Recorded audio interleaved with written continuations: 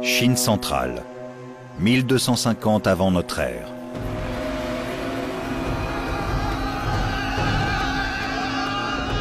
La dynastie Shang est à son apogée. Le roi au pouvoir est le charismatique Wu Ding. À ses côtés, la reine guerrière Fu Hao, général en chef des armées, réputée invincible au combat. Pendant des années, l'archéologie n'a pu qu'avancer des hypothèses au sujet de cette mystérieuse dynastie et de ses origines. Aujourd'hui, 3000 ans plus tard, la science révèle une civilisation très avancée. On se demande ce qu'il faisait avec le bras droit. Et dévoile les réalisations de l'une des premières dynasties chinoises.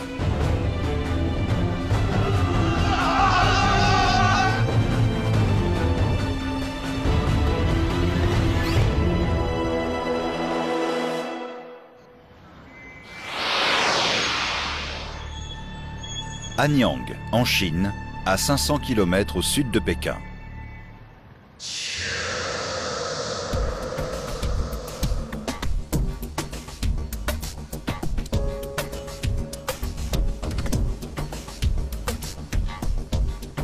Depuis 1928, les spécialistes de l'Antiquité se passionnent pour cette ville modeste, berceau de l'archéologie chinoise.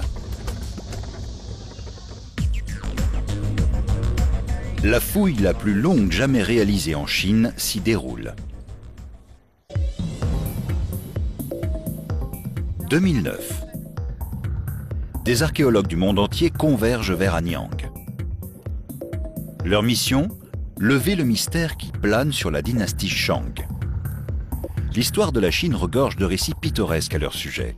Mais où est la frontière entre mythe et réalité ? Pour le savoir, les archéologues doivent remonter à 1976. Cette année-là, un paysan a découvert un tombeau dans son champ. Comme celui de Toutankhamon en Égypte, il renferme des trésors dignes d'un monarque. 15 000 tombeaux ont été mis au jour à Anyang, mais celui-ci est unique.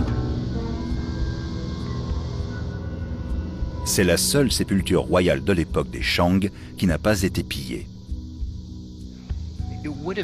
Ils ont sans doute compris, à mesure qu'ils fouillaient ce tombeau, qu'ils avaient découvert la plus grande tombe non pillée de la dynastie Shang. C'est un peu l'équivalent de la tombe de Toutankhamon pour la Chine. La tombe a été creusée 75 ans après celle de Toutankhamon et 1000 ans avant l'avènement du premier empereur chinois. Elle contient une multitude de trésors. Des animaux et des figurines de jade finement sculptés. Des objets en os et en ivoire minutieusement façonnés. Des milliers de kauris. Une centaine de haches, d'armes, de lances et de poignards aux lames tranchantes, ainsi qu'une collection impressionnante de vases en bronze très élaborés.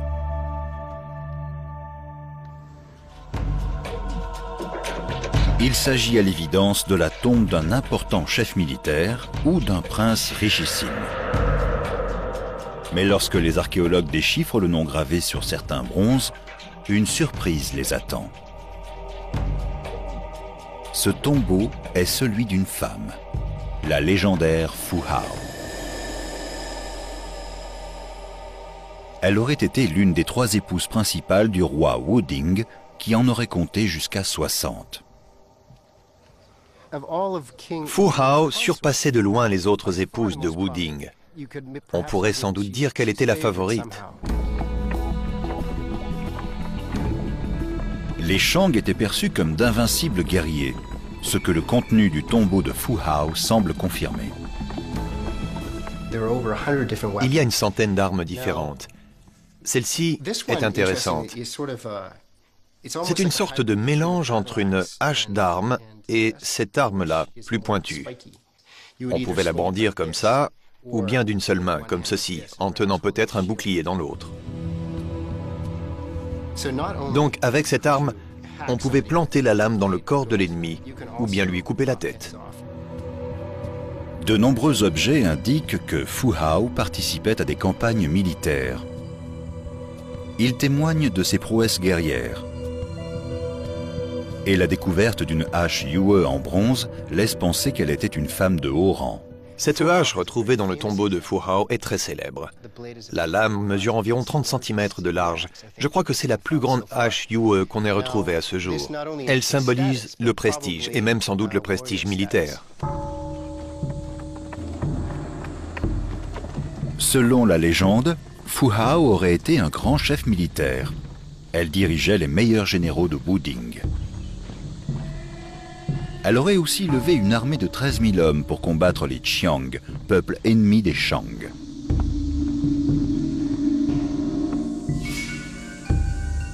Tout semble indiquer que Fu Hao était bien une guerrière. Mais Campbell veut en savoir plus sur la carrière militaire de la souveraine.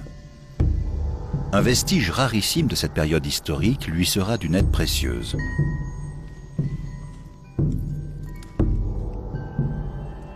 Ce sont des os oraculaires. Ils servaient à lire les oracles. La civilisation Shang était l'une des premières à posséder l'écriture. Les questions posées par les rois à leurs ancêtres défunts étaient gravées sur des omoplates d'animaux ou des carapaces de tortues. Les Shang croyaient que leurs ancêtres pouvaient influencer tous les aspects de leur vie, notamment militaires. Les os oraculaires qui retracent les événements importants de la vie des rois Shang constituent les premières archives de l'histoire chinoise.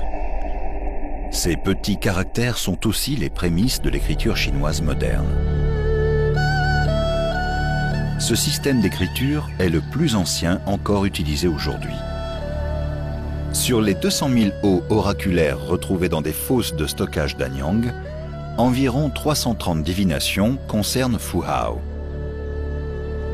Elle donne des informations sur ses campagnes militaires, sa santé et même sa grossesse. C'est vraiment un privilège de pouvoir observer les os originaux. D'habitude, les spécialistes travaillent à partir de prélèvements. C'est un peu difficile à déchiffrer. Oui, on voit bien Fu Hao. Le texte est minuscule et les spécialistes n'ont pas encore réussi à interpréter tous les caractères. Campbell parvient tout de même à en déchiffrer grossièrement le sens. Si on reconstitue l'ensemble, on comprend que le roi veut faire entrer Fu Hao dans un endroit particulier. Il veut rassembler des troupes pour lancer un assaut et emmener Fu Hao faire quelque chose qui n'est pas très clair. En gros, le roi cherche à savoir, à travers cette divination, s'il doit poursuivre ou non son plan militaire. Les os oraculaires témoignent de guerres presque constantes sous le règne de Wuding. Le souverain était d'ailleurs surnommé Ding le guerrier. Wuding et sa bien-aimée Fu Hao étaient à la tête d'une société fondée sur le combat.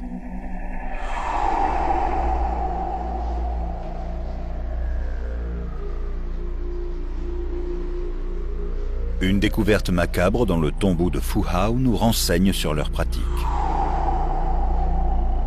Fu Hao partageait sa tombe avec 16 autres personnes, sacrifiées lors de son enterrement. Pour Rowan Flad, archéologue de l'université de Harvard, le contenu du tombeau de Fu Hao confirme l'engouement des Shang pour le sacrifice humain. Voici le plan de la tombe de Fu Hao. Il y avait une personne dans cette fosse, située sous le corps de la reine. Et puis, il y avait 8 autres individus à l'extérieur du cercueil, mais à l'intérieur de la chambre funéraire. Ensuite, il y en avait 3 autres dans des niches taillées dans les fosses latérales. Au-dessus de la chambre funéraire, entre les 2 niches, se trouvaient 4 autres individus. Il y en avait un ici, dont il n'y avait en fait que la tête. Je ne pense pas qu'il souriait en fait. Il y avait une autre personne ici qui avait été coupée en 2. Parmi ces 16 personnes se trouvaient 2 femmes et 2 enfants. Il est vraisemblable que ces enfants aient été enterrés à l'intérieur de la chambre funéraire, plus près de Fu Hao. D'ailleurs, il s'agissait peut-être de proches, voire même de ses propres enfants. Selon les archéologues, les Shang sacrifiaient deux catégories de personnes. Dans le cas de Fu Hao, il y avait d'une part des membres du personnel de la maison royale, dont ses propres domestiques qui étaient enterrés près de son cercueil. Et de l'autre, des personnes faisant l'objet d'un sacrifice rituel. Selon certains experts, il s'agissait de prisonniers de guerre issus d'autres royaumes. Parfois, ces individus se faisaient décapiter. On a retrouvé des fosses comportant seulement des têtes et d'autres avec des corps sans tête. Les sacrifices d'êtres humains et d'animaux étaient très nombreux à Anyang. Au total, on compte des milliers de sacrifices humains de toutes sortes. Sans aucun doute, les Shang ont eu recours aux sacrifices humains. Leur passion pour la guerre devait leur fournir régulièrement des victimes à sacrifier.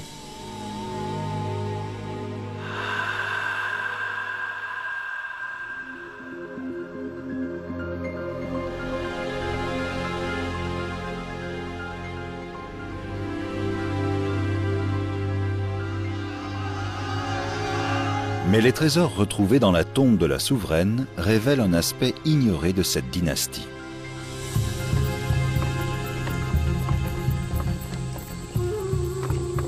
Fu Hao a été inhumé au milieu d'un éventail impressionnant de trésors, dont les plus remarquables sont les bronzes.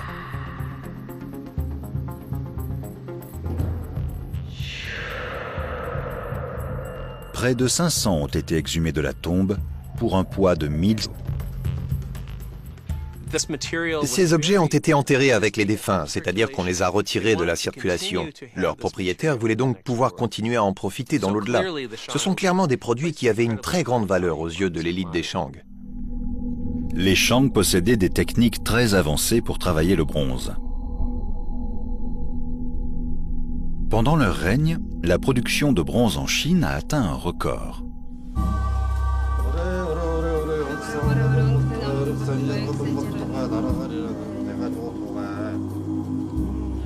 Les bronzes symbolisaient le statut de leurs propriétaires, qui comptaient autant dans la vie que dans la mort.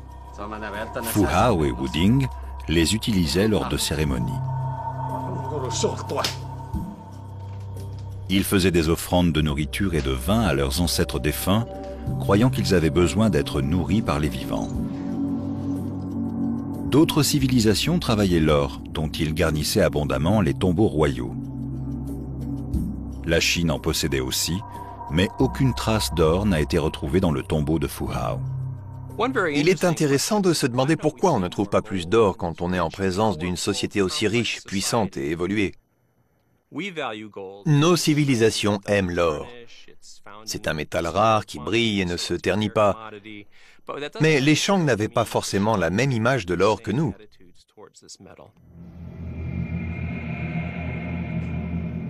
L'élite des Shang préférait le bronze à tout autre métal.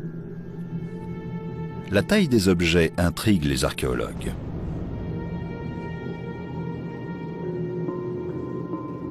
Mesurant 1,50 m de hauteur et pesant plus de 800 kg, ce bronze de la période Shang a des dimensions et un poids comparables à celles d'une voiture moyenne. C'est le plus gros bronze antique jamais retrouvé.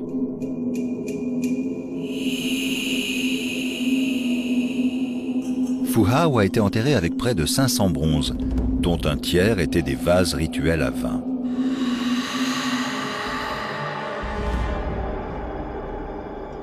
Les archéologues ont voulu comprendre comment ces objets avaient été fabriqués. Ils ont fouillé plusieurs sites de fonderies de bronze à Anyang. Une récente découverte a permis de mettre au jour 90 000 fragments de moules d'argile, révélant le procédé complexe utilisé par les Shang pour fabriquer ces vases élaborés. On fabrique d'abord un modèle grandeur nature en argile, orné de décorations simples.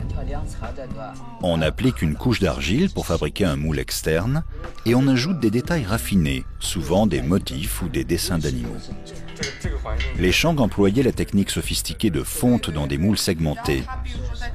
Il s'agissait de découper le moule en segments et de le réassembler avec un noyau intérieur, avant de verser le bronze en fusion. Ils ont aussi amélioré les caractéristiques du bronze lui-même. Plusieurs centaines d'années d'expérimentation ont permis aux Shang de perfectionner leur technique. Grâce à un savant mélange de cuivre, d'étain et de minerai de plomb, ils ont pu produire des bronzes de grande qualité. L'étain et le plomb sont tous les deux des métaux à bas point de fusion. Un génie de l'Antiquité a découvert qu'en les mélangeant à du cuivre, on pouvait obtenir un alliage au point de fusion encore plus bas, plus facile à travailler. Les experts considèrent les Shang comme les plus grands producteurs de bronze de l'histoire. Des analyses de résidus pratiquées sur certains vases révèlent que les Shang les auraient utilisés pour boire de l'alcool de riz. Mais les métaux ont pu altérer la boisson de Fu Hao. Une équipe de toxicologues de l'hôpital pour enfants de Boston mène l'enquête. D'habitude, les chercheurs Mark Kellogg et Terence Lowe travaillent sur des échantillons de sang ou d'urine. Aujourd'hui, ils analysent de l'eau et du vin contenus dans 3 vases en bronze contemporain, faits de cuivre, d'étain et de plomb. Le premier contient de l'eau, le second du vin blanc et le troisième de l'alcool de riz chinois. C'est intéressant de voir que le plomb reste à la surface de l'eau. Il ne se dissout donc pas dans l'eau comme il le fait dans l'alcool. Les chercheurs ont recours à la spectrométrie d'absorption atomique pour déterminer la quantité de métal qui passe dans les liquides.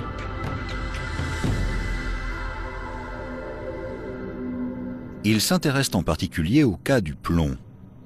La toxicité du métal est telle que sa présence dans l'environnement est aujourd'hui surveillée de près. Les premiers résultats sont inquiétants.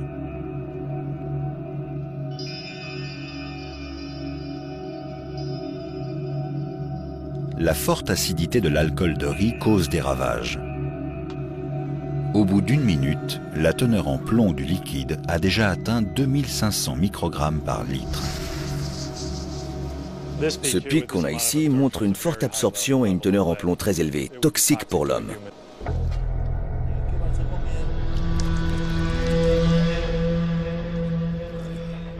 Au bout de 4 jours, la teneur en plomb de l'alcool de riz s'élève à 80 000 microgrammes, soit plus de 1000 fois la quantité quotidienne à ne pas dépasser.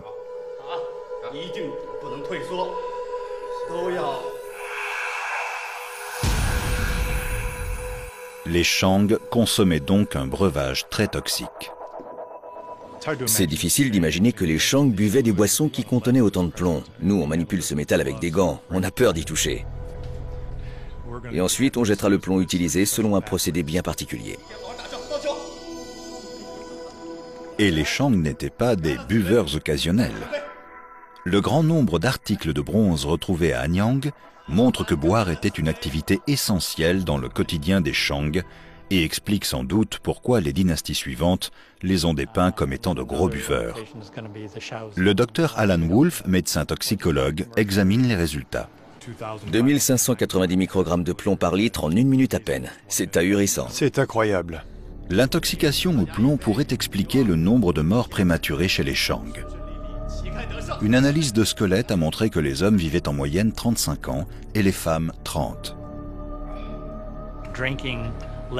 Boire chaque jour entre 500 ml et 1 litre de vin contaminé au plomb pouvait causer la mort en l'espace de quelques semaines. Dans tous les cas, les Shang devaient souffrir des symptômes graves que provoque l'intoxication chronique au plomb.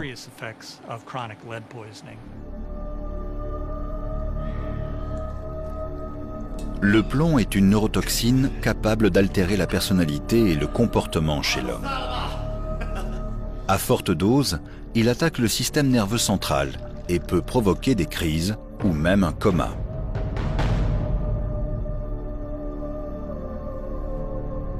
La cause de la mort de Fu Hao n'a pu être déterminée, son squelette s'étant désagrégé. Mais on peut se demander si elle n'a pas succombé à une intoxication au plomb. Nous ne disposons pas des restes de Fu Hao et ne pouvons qu'imaginer à quoi sa vie ressemblait. Mais on a trouvé beaucoup de vases rituels et de coupes en bronze dans son tombeau. Et si Fu Hao buvait de l'alcool de riz contaminé, Elle a dû souffrir des symptômes d'une intoxication chronique au plomb qui a peut-être même écourté sa vie.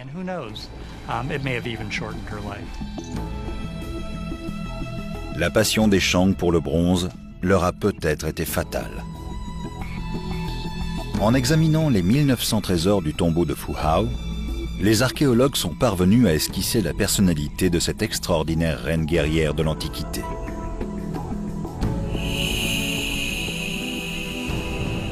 Une femme qui aimait les belles choses et qui était aimée de son époux, le roi Wuding. Une femme richissime que le roi estimait au point de la faire participer aux cérémonies rituelles et de lui confier la direction des troupes armées.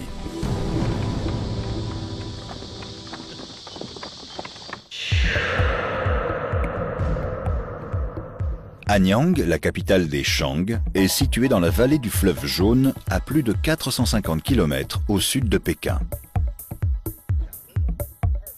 Lorsque Wuding a enterré Fu Hao, son royaume avait une surface comparable à l'Italie d'aujourd'hui. En étudiant le contenu du tombeau de la reine, les archéologues se sont aperçus que les relations des Shang dépassaient largement les frontières du royaume. Le commerce était florissant. Certains historiens ont rapporté qu'il s'est développé au point d'élever le royaume à un niveau de prospérité jamais atteint. Aujourd'hui, les découvertes archéologiques confortent cette hypothèse. Li Yongti, spécialiste de la dynastie Shang, s'intéresse à la provenance des trésors de Fu Hao, à commencer par les minerais des métaux utilisés dans la fabrication du bronze. Si le plomb pouvait provenir d'une mine locale, les Shang avaient dû aller plus loin pour se fournir en cuivre et en étain. Ils descendaient sans doute jusqu'au fleuve Yangtze-Kiang au niveau de son cours moyen et inférieur pour prendre le cuivre de la région. On sait aujourd'hui qu'il y avait de très grandes mines d'étain dans la province du Hunan et la région du Guangxu. Li Yongti se penche ensuite sur les poignards de bronze ornés de têtes d'animaux, des objets assez rares. Ils viennent clairement du nord, et peut-être même de la région sibérienne.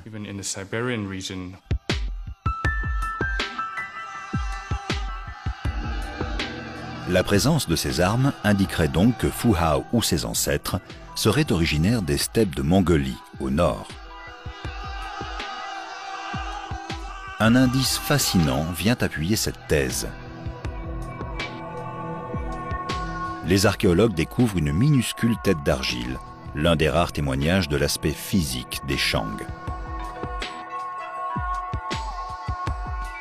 Un front haut, des yeux ronds, des pommettes hautes, sont les traits typiques des peuples mongols. Mais la tombe de Fu Hao contient d'autres trésors venant de plus loin encore. Ces 4 miroirs de bronze pourraient provenir d'Asie centrale, à plus de 1500 km de là. Et puis, il y a les 750 magnifiques jades. Nous savons que le Xinjiang est particulièrement riche en jade. Mais le Xinjiang se trouve à près de 2000 km du tombeau de Fu Hao. La sépulture de la reine est donc remplie de trésors exotiques issus de lointaines contrées. Plus de 1000 ans avant que ne soit empruntée la route de la soie, les activités commerciales des Shang s'étendaient déjà jusqu'aux steppes de l'Eurasie. Mais les objets les plus insolites trouvés dans le tombeau sont sans doute les 7000 kauris. Ils ont été disposés dans le cercueil avec les jades, ce qui montre la grande valeur qu'on leur attribuait. Les coquillages auraient pu provenir de la côte la plus proche, à plus de 500 km à l'est, mais aussi d'océans situés à plus de 5000 km du site. On les trouve en grand nombre le long des côtes chinoises, jusqu'en Asie du Sud-Est, dans l'océan Indien, et même en Afrique. Les kauris ont pu arriver jusqu'à Anyang en suivant une route commerciale partant de l'océan Indien et traversant le sud-ouest de la Chine jusqu'à la capitale des Shang au nord. Li Yongti en conclut que la ville de Wuding était une cité extraordinaire pour l'époque.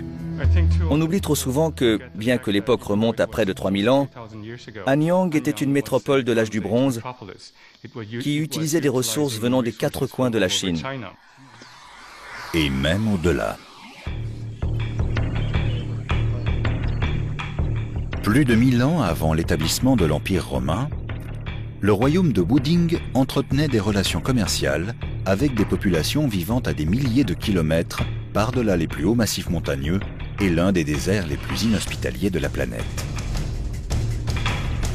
Une découverte inattendue a révélé que les Shang avaient d'autres raisons de voyager hors de leurs frontières. Les vestiges d'une petite ville ont été mis au jour à proximité d'anciennes mines de cuivre à plus de 600 km au sud d'Anyang. Or, on y a retrouvé toutes les caractéristiques de la culture Shang. On se demande évidemment pour quelles raisons les Shang se seraient installés si loin au sud. En fait, ils ont établi une sorte d'avant-poste militaire pour contrôler à la fois l'accès aux minerais de cuivre de la région et les routes permettant d'acheminer les lingots de métal vers le nord. Pour l'archéologue Robert Murauchik, ces avant-postes impériaux garantissaient à Wuding l'approvisionnement du royaume en minerais de métaux. Le mouvement des matériaux de la mine au vase de bronze ressemble à une danse industrielle très élaborée, dans laquelle chaque aspect doit être organisé et contrôlé pour aboutir au magnifique vase rituel très sophistiqué dont les Shang avaient besoin pour leur cérémonie. Selon Murauchik, Wuding faisait bien plus que commercer avec des royaumes lointains, cherchait à bâtir un empire. Les populations locales de ces avant-postes entretenaient sans doute des relations commerciales cordiales avec les Shang, et elles devaient en tirer un bénéfice quelconque. On peut penser qu'elles produisaient le métal et le vendaient aux Shang qui le rapportaient ensuite chez eux, dans le nord. 1000 ans avant l'avènement du premier empereur de Chine, Wuding et Fuhao exerçaient une influence bien au-delà d'Anyang, leur capitale. Mai 2009, sur un chantier à Anyang. Des maçons tombent sur un cimetière Shang jusque-là inconnu. Cette tombe récemment mise au jour est la plus grande découverte sur le site. Tang Jigen, directeur de la station archéologique d'Anyang, est venu examiner les lieux. On estime que plus de 90% des tombes ont été pillées dans le passé. Il est donc extrêmement rare de découvrir une tombe comme celle-ci. C'est passionnant pour nous. On va apprendre beaucoup de choses. Dès le départ, des indices montrent que cette tombe est celle d'un personnage de haut rang. Le défunt devait être une personne très haut placée. La tombe est dotée d'une rampe d'accès, ce qui est assez exceptionnel. C'est une configuration qu'on ne trouve que pour des personnes de statut social élevé. Les trésors trouvés dans la tombe semblent confirmer cette idée. Il y a un autre indice de taille. Le défunt a reçu en offrande de nombreux bronzes, des poteries et même des jades. D'autres trésors découverts dans le tombeau confirment que Fuhao vivait à une époque innovante, où les échanges commerciaux se pratiquaient au-delà des frontières chinoises. C'est ce que révélera cet étrange objet, caché au milieu des armes. Il est possible que ces deux objets viennent du nord ou du nord-ouest. On pense sérieusement qu'ils devaient servir à conduire des chars. Des chars.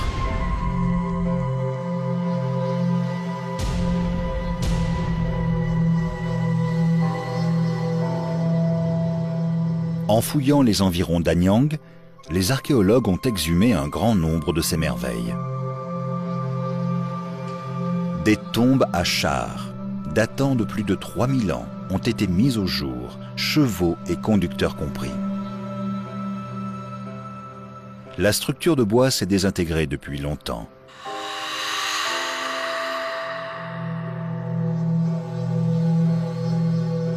Mais il reste un bel aperçu du véhicule, magnifiquement conservé dans la terre. De nombreux chars ont été retrouvés partout dans le monde, mais ceux-ci seraient les premiers découverts en Chine. Apparus à Anyang durant le règne de Wuding, ils ont sans doute représenté pour les Shang un avantage décisif sur le champ de bataille. Imaginez que vous voyez pour la première fois un char tiré par des chevaux vous foncer droit dessus. C'était un véhicule très imposant qui devait donner un avantage aux Shang en impressionnant l'ennemi. Le char Shang était en quelque sorte la Rolls de l'époque. C'était vraiment un signe extérieur de richesse. Imaginez Fu Hao debout sur son char, paré de son armure, avec sa hache Yue symbolisant son rang. Elle devait avoir une de ses allures.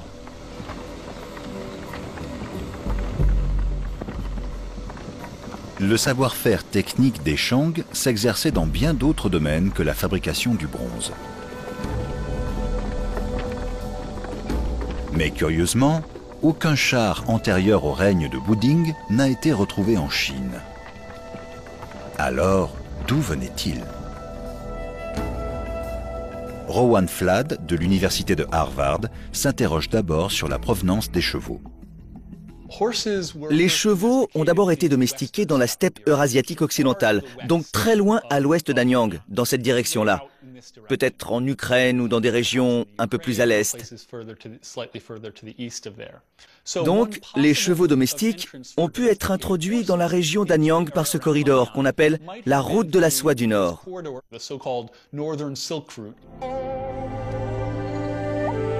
Les Shang ont donc peut-être utilisé leur route commerciale pour amener des chevaux venus de l'Ouest. Et il semble qu'ils auraient découvert le char par la même occasion. Pour moi, les chars sont arrivés sans aucun doute par la partie occidentale des steppes eurasiatiques. Est-ce qu'ils venaient de la province du Kansu comme les chevaux domestiques? À moins qu'ils ne soient venus par les steppes mongoles. Ce sont les différentes routes par lesquelles les chars ont pu être essayés, puis adoptés. Les Shang possédaient déjà des voitures munies de roues. Mais de toute évidence, la conception des chars a nécessité de l'ingéniosité et le partage de savoir-faire. Les chars sont technologiquement parlant assez sophistiqués. Ils témoignent d'un travail élaboré du bois et leurs roues à rayons représentent un vrai progrès technique. Je pense que ces prouesses techniques auraient été difficiles à réaliser sans aide extérieure. Les habitants de la région d'Anyang ont dû être stimulés par leurs relations avec les peuples qui utilisaient les chars dans d'autres régions. Wuding régnait sur une dynastie très innovante.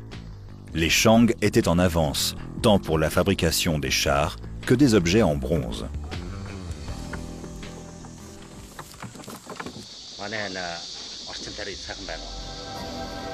Décembre 2000. 24 ans après la découverte du magnifique tombeau intact de Fu Hao, une autre sépulture est mise au jour dans les environs, révélant elle aussi une histoire passionnante.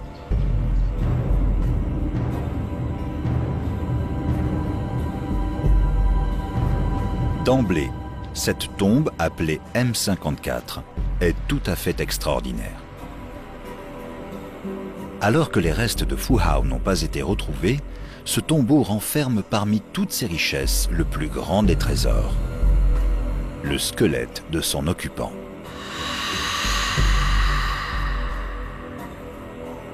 Il s'agit d'une trouvaille bien rare. Le squelette est souvent broyé quand le cercueil se désintègre. L'archéologue He Yuling dirige les fouilles. À l'époque, j'ai su que j'étais en train de vivre un grand moment.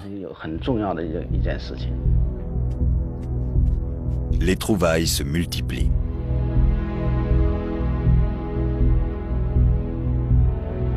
La présence de fragments d'or suggère que le cercueil était peut-être décoré de feuilles d'or à l'origine, alors que le métal est rare dans les tombeaux Shang. Quelqu'un a fait une autre découverte fascinante. une petite main en bronze. Elle a été trouvée à côté de la partie inférieure de la jambe de l'occupant, à côté de la jambe gauche. C'est là qu'on l'a trouvée.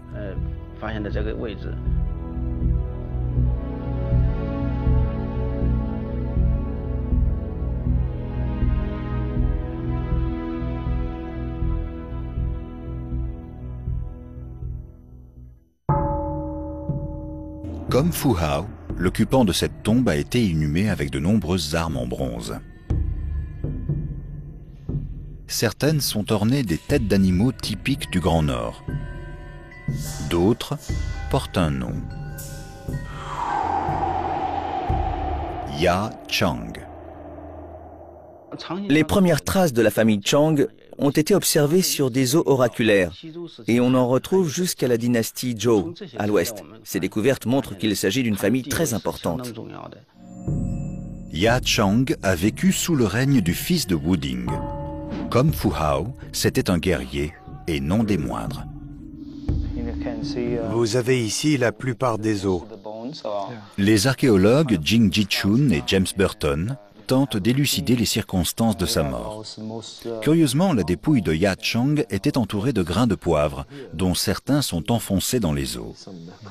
En y regardant de plus près, les deux scientifiques découvrent que les os sont couverts de lésions. Cette côte présente une coupure. Il y en a une qui est très visible ici. Et elles apparaissent toutes sur le côté gauche. Donc, apparemment, il a été attaqué par la gauche. On se demande ce qu'il faisait avec le bras droit. Oui, c'est ça.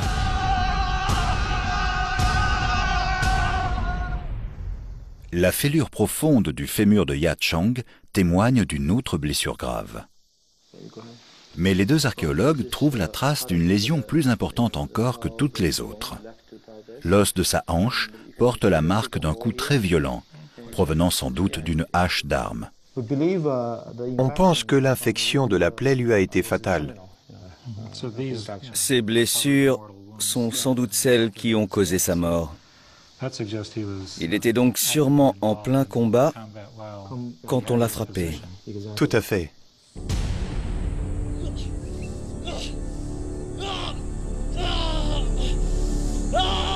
Les grains de poivre présents autour de la plaie indiquent que les Chang avaient de bonnes connaissances médicales. Les propriétés antibactériennes du poivre ont sans doute été utilisées pour empêcher l'infection de se propager.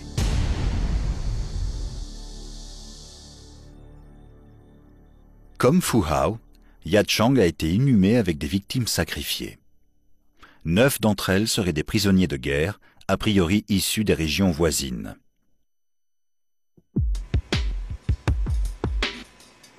Les 6 autres étaient des serviteurs de Ya Chang. Les scientifiques sont impatients d'en examiner les restes.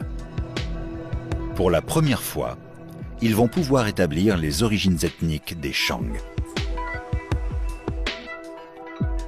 La minuscule tête d'argile aux traits mongols trouvée à Anyang semble indiquer que les ancêtres de Fu Hao et de Wuding étaient originaires des steppes de Mongolie.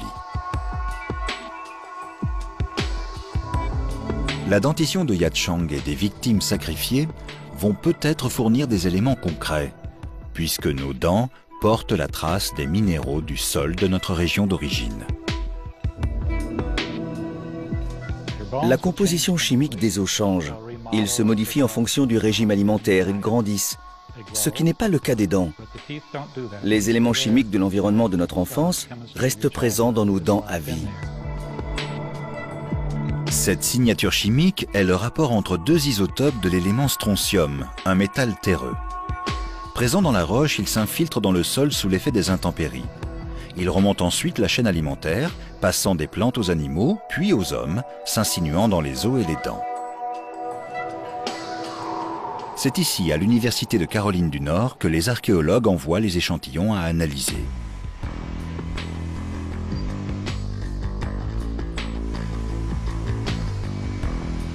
Une minuscule pellicule d'émail est retirée d'une dent.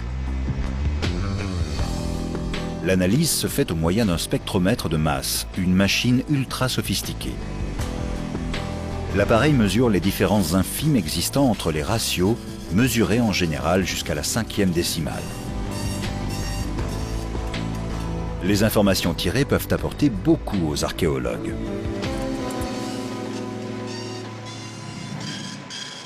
Les résultats révèlent une information surprenante.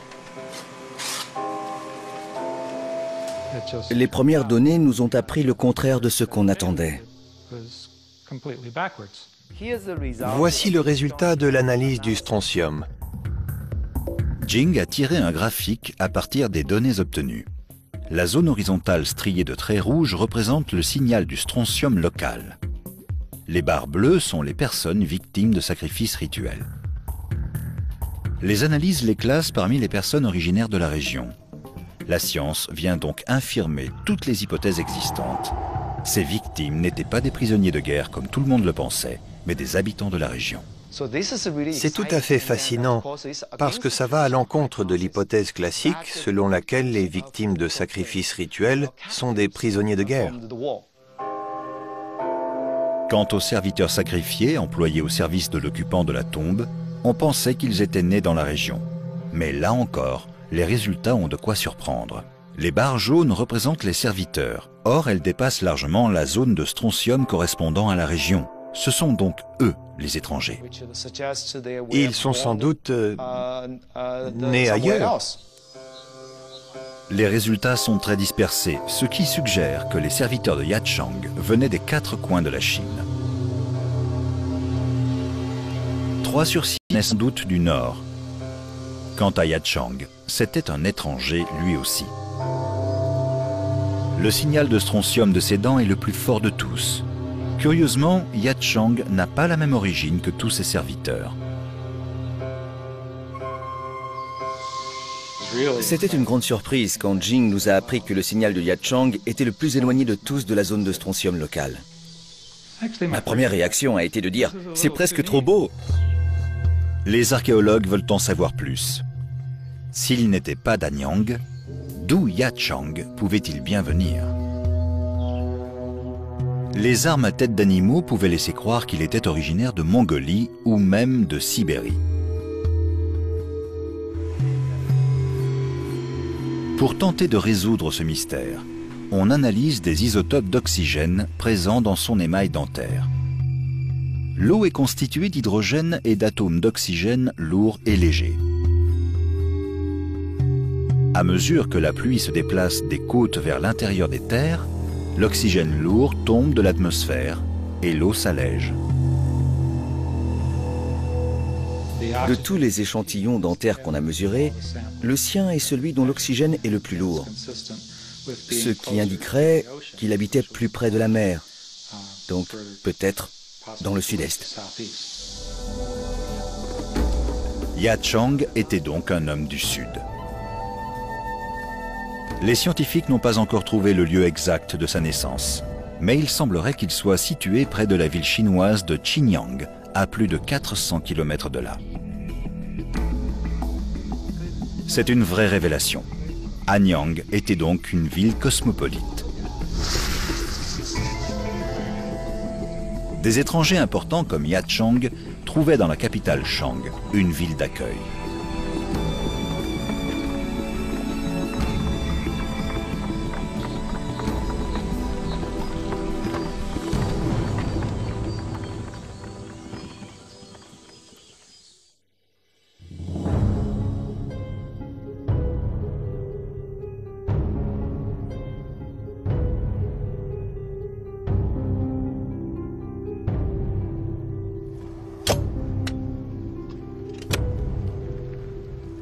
Le professeur Jing Jichun a consacré la plus grande partie de sa carrière à étudier la dernière grande capitale des Shang et les circonstances dans lesquelles Wuding l'a fondée.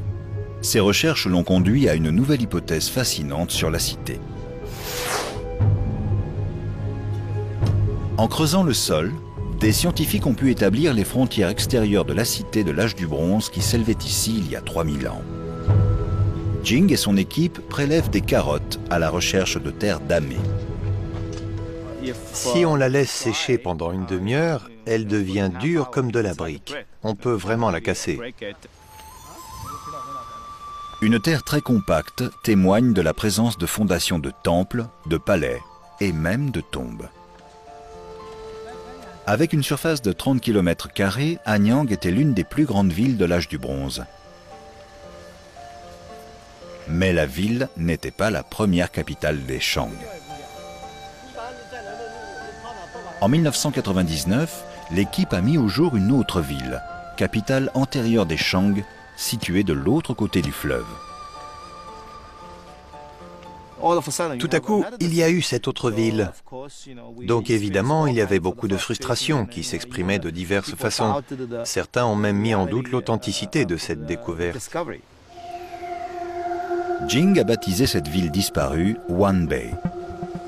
Il faudra extraire 1 millier de carottes du sol avant que le plan de la cité se dessine. De forme classique, elle était rectangulaire, entourée de remparts et s'étendait sur 5 km². Au centre s'élevait un palais carré et un complexe de temples. Lorsque l'équipe atteint les fondations de la ville, elle fait une découverte fascinante. Une couche de terre brûlée rouge. Un fait très intéressant, c'est que tous les bâtiments à l'intérieur de la cité sont couverts d'une couche de terre brûlée. Ce qui semble indiquer que la ville tout entière a été brûlée au cours d'un seul incendie.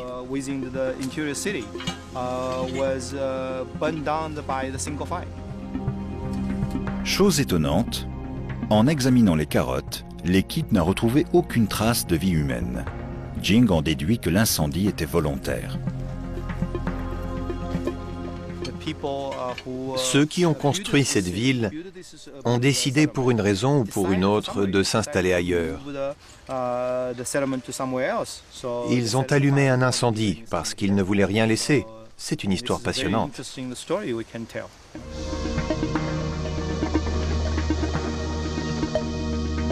Wuding a emmené son peuple au sud, de l'autre côté du fleuve, où il a fait bâtir une nouvelle capitale.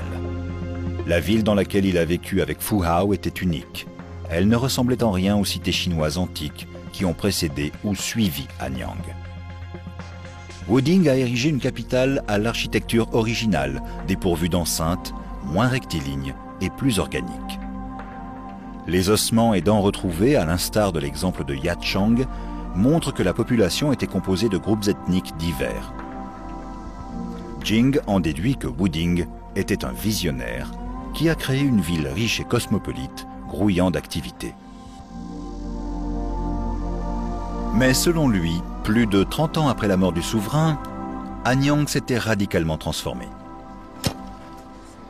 La ville avait perdu de sa diversité culturelle et commençait à décliner.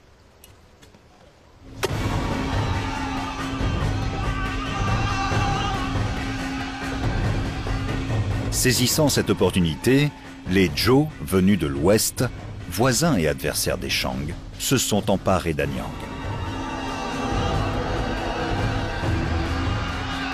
Ils ont progressé vers l'est pour prendre le contrôle de la Chine centrale.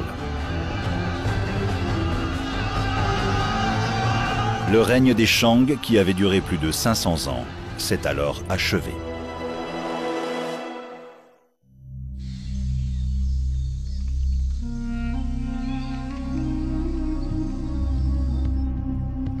Cette grande dynastie aura élaboré la première écriture chinoise connue de la Chine de l'Est, développé le concept du char de guerre,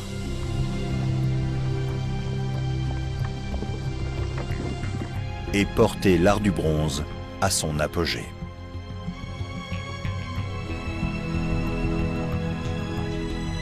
L'un des personnages clés de cette civilisation a été la reine guerrière Fu Hao.